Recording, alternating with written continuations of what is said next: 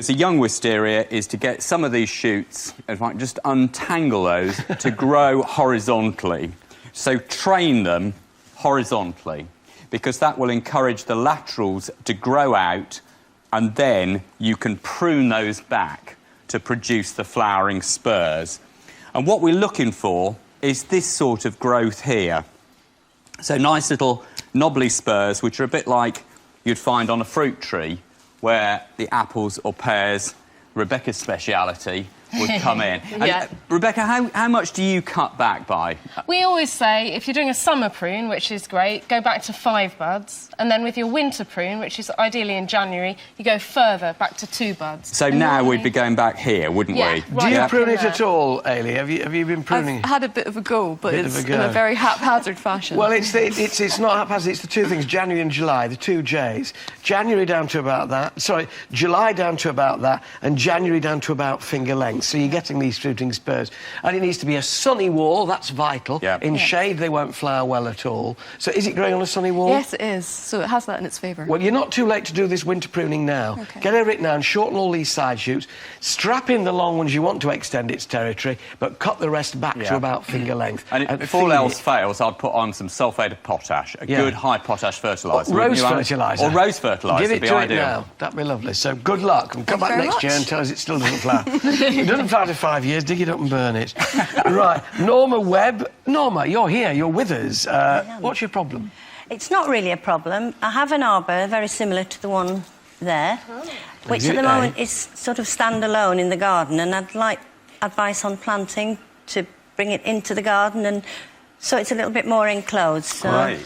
So you want to feel as though when you sit here... look at that. You're in any excuse to sit down. This is the ultimate accessory. That's right, yeah. But, you know, what you're saying is absolutely right, because where most people go wrong is they have something like this as an isolated feature and they don't build it into the planting.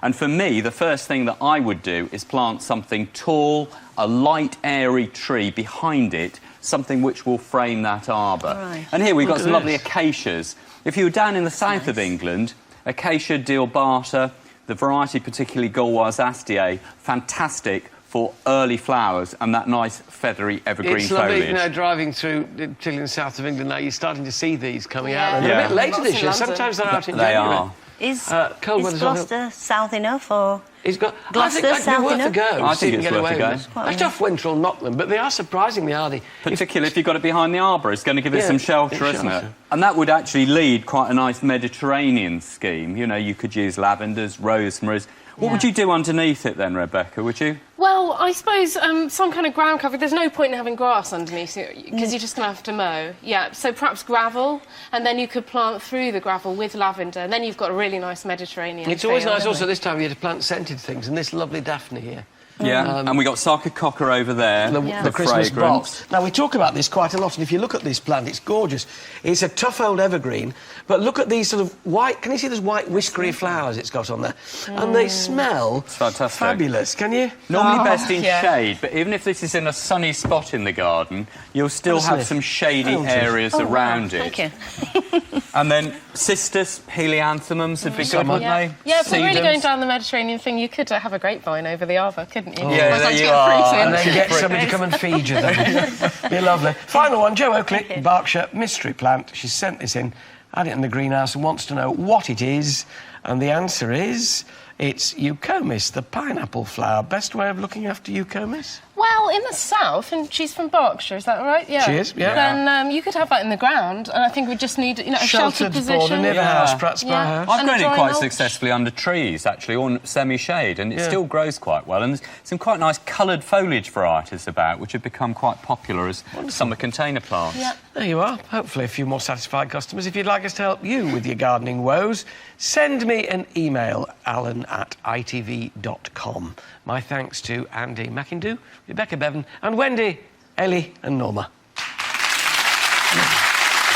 And there's another way your garden can benefit from our expertise. The new series of Love Your Garden is back on air in the summer, and we need your help to make it happen. Last summer on Love Your Garden, we showed you how some of Britain's best gardens are created. But this year, we're going one step further. We're looking to transform ordinary gardens belonging to deserving people around the country. So if you know someone who could really benefit from some love in their garden, then please write to us with their details and a photograph of their outdoor space. The address is Love Your Garden, P.O. Box 64382, London EC2P 2GJ. Full details can be found on our website www.itv.com/Alan Titchmarsh. Still to come on Tuesday's AT Show. Travelling around Britain with a vintage guidebook to being transported back to Camelot, actor Richard Wilson joins me. And we'll be enjoying the taste of childhood's past by sampling almost the entire stock of a sweet shop. Ooh, goody gumdrops. All that in just a few moments. See you then.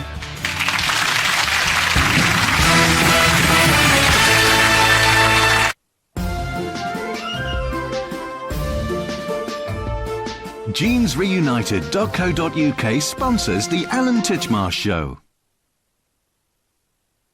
Healthy means different things to different people. And only you truly know what healthy means to you. That's why we've created Bupa by You, our new adaptable health insurance. You can get cover from as little as 98 pence a day and customise it so it's just right. And right now you can also get 2 months free.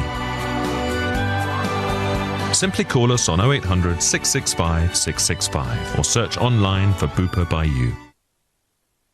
Get a shiny new Samsung Galaxy Ace with all the internet you'll ever need for just £18 a month.